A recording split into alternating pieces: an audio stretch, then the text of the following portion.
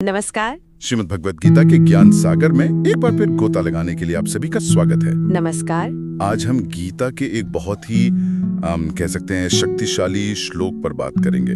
अध्याय 3 कर्मयोग का श्लोक 24। हाँ, कर्मयोग, कर्म की अनिवार्यता। बिल्कुल। और इस गूढ़ विषय को समझने में हमारी मदद करेंगे कैप्टन श्याम बहादुर चौहान द्वारा किया गया ये गहन संकलन। हमारा इरादा है कि इस श्लोक के पीछे जो कर्म का संदेश है उसे समझें, जो शायद हम सब के जीवन के लिए और मानव कल्याण के लिए बहुत जरूरी है। बिल्कुल सही कहा आपने। हम आज गीता के तीसरे अध्याय, जिसे कर्मयोग कहते हैं, मतलब कर्म के रास्ते ईश्वर से जुड़ना, उसके 24वें श्लोक को समझने की कोशिश करेंगे। हाँ। और देखिए, इसकी पृष्ठभूमि भी कितनी नाटकीय है। कुरुक्षेत्र का मैदान है, अर्जुन जैसा योद्धा, वो युद्ध नहीं करना चाहता, कर्म छोड़ना चाहता है। हाँ, वो मोह में पड़ गए थे। बिल्कुल।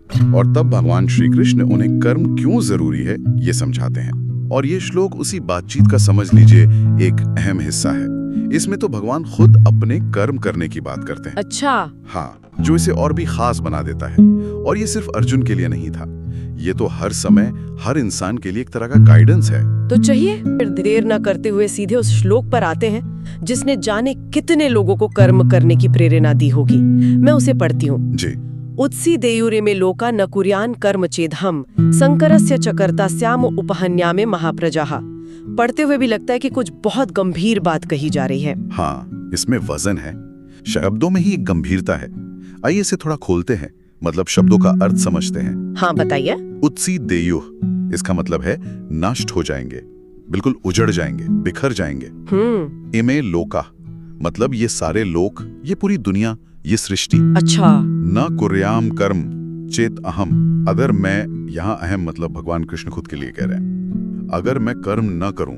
भगवान कृष्ण वो खुद के लिए कह रहे हैं। हाँ, यही तो खास बात है। फिर कहते हैं संकरस्य च कर्ता श्याम, तो मैं संकर पैदा करने वाला बन जाऊंगा।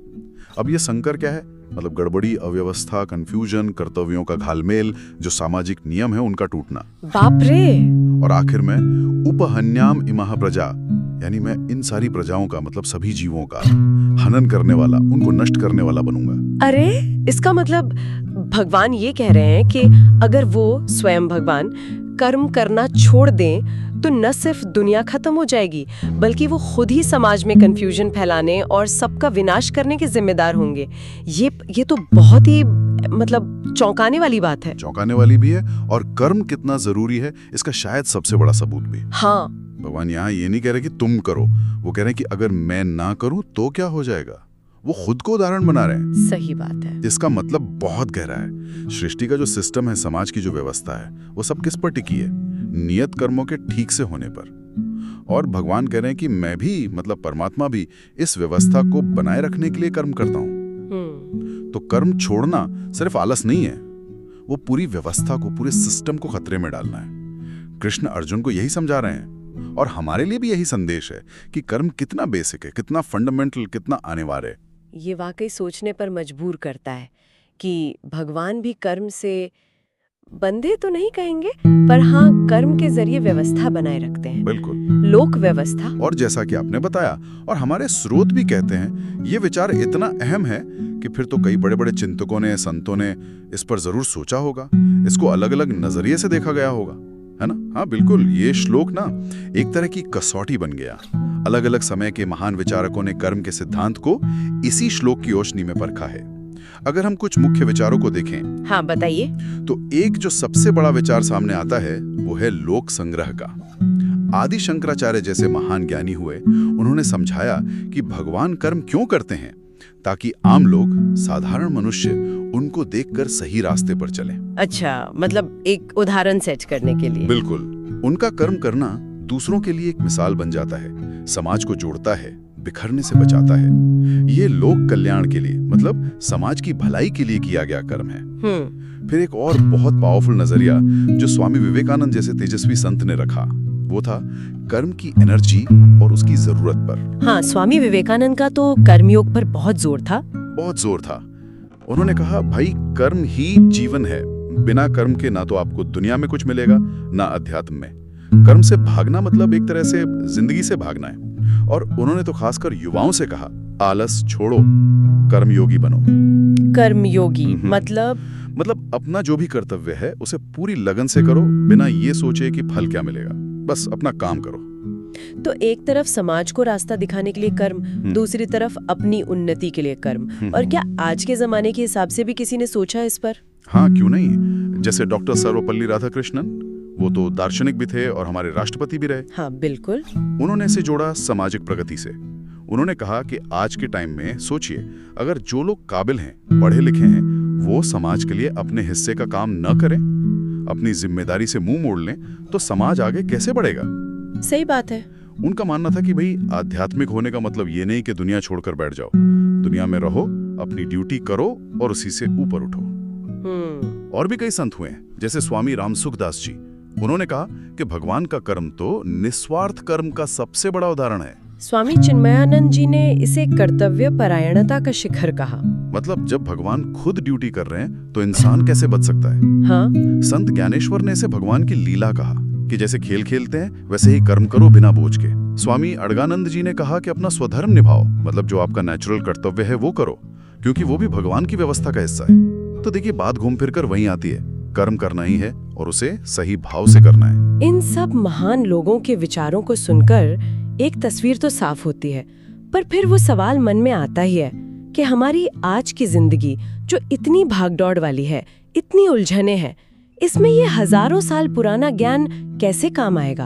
आज इसका क्या मतलब है हमारे लिए? सवाल बहुत वाजिब है और जवाब यह है कि ये ज्ञान आज शायद पहले से भी ज्यादा जरूरी हो गया है। अच्छा, कैसे? इसे हम कम से कम 3 लेवल पर देख सकते हैं। पहला, हमारे मन के लेवल पर, मतलब मेंटल लेवल पर। ओके। आज देखिए, स्ट्रेस, टेंशन, डिप्रेशन, ये सब कितना आम है। हाँ, बहुत ज्यादा। अक्सर इसकी जड़ में कहीं ना कहीं खालीपन होता है, या लगता है जिंदगी का कोई मकसद नहीं है, या हम कुछ कर नहीं रहे। जब हम किसी काम में लगे रहते हैं, किसी लक्ष्य के लिए मेहनत करते हैं, तो हमारे मन को एक दिशा मिलती है। वो फालतू की बातों में, नेगेटिव विचारों में कम उलझता है। हाँ, ये तो है। बिजी रहने से मन ठीक रहता है। बिल्कुल। काम करते रहने से एक तसल्ली मिलती है, लगता है कि हाँ, हम कुछ सार्थक कर रहे हैं। ये मेंटल हेल्थ के लिए बहुत जरूरी है। ठीक है, ये हुआ मानसिक स्तर। और दूसरा, सामाजिक स्तर पर। जरा सोचिए, अगर कल सुबह दूध वाला ना आए, डॉक्टर साहब क्लिनिक बंद रखें, टीचर स्कूल न जाएं, किसान खेत पर न जाए, क्या होगा? सब गड़बड़ हो जाएगा। बिल्कुल। हमारा पूरा समाज कैसे चलता है? आपसी सहयोग से।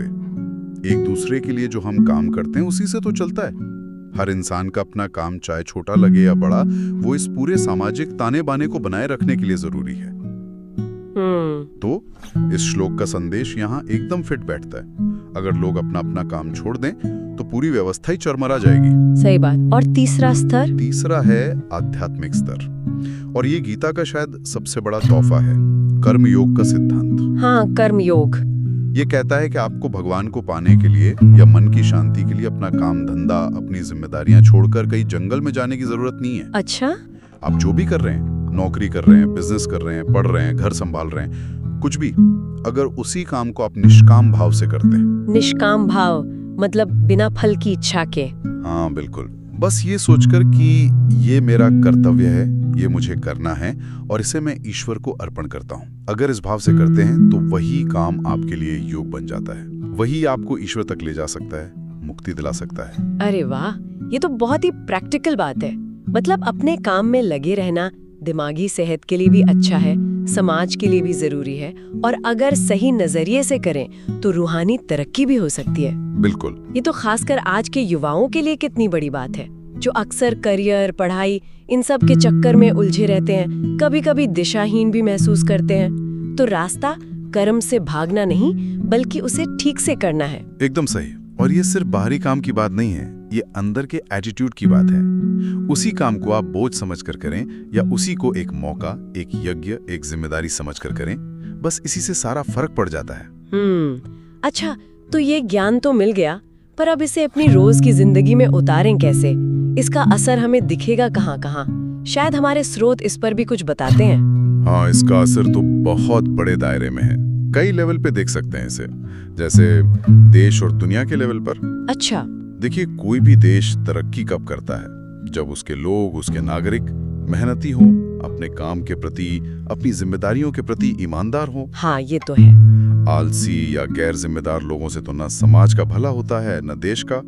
और आज दुनिया में जो बड़ी बड़ी प्रॉब्लम्स हैं, गरीबी है, क्लाइमेट चेंज है, बीमारियां हैं, इनका हल कैसे निकलेगा? सिर्फ बातें करने से नहीं, सही दिशा में मिलकर कर्म करने से ही निकलेगा। कर्म ही तो प्रोग्रेस का इंजन है। बिल्कुल। और परिवार के लेवल पर? परिवार तो समाज की सबसे छोटी पर सबसे जरूरी इकाई है।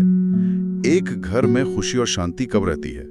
जब हर मेंबर अपनी भूमिका निभाता है, अपनी जिम्मेदारी समझता है और उसे पूरा करता है। चाहे वो पैसे कमाना हो, घर का इंतजाम देखना हो, बच्चों की देखभाल करनी हो, बुजुर्गों का आदर करना हो, हर काम जरूरी है।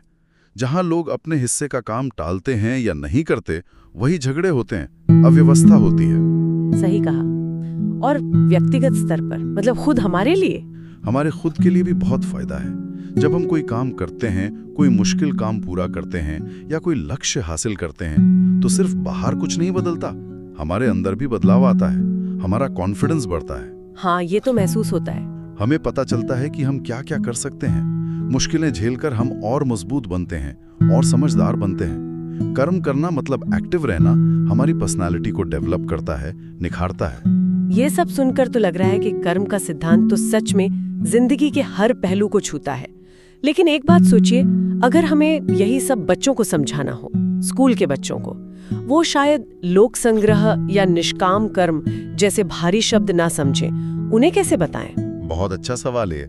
बच्चों को समझाने के लिए हमें एकदम सरल भाषा इस्तेमाल करनी होगी, कहानियां सुनानी होंगी, उनकी जिंदगी से जुड़े उदाहरण देने होंगे, जैसा कि स्रोत में भी इशारा है। हाँ, जैसे एक कहानी सुना सकते हैं। मान लीजिए एक गांव था जहां सब लोग आलसी हो गए, किसी ने काम करना बंद कर दिया, तो क्या हुआ?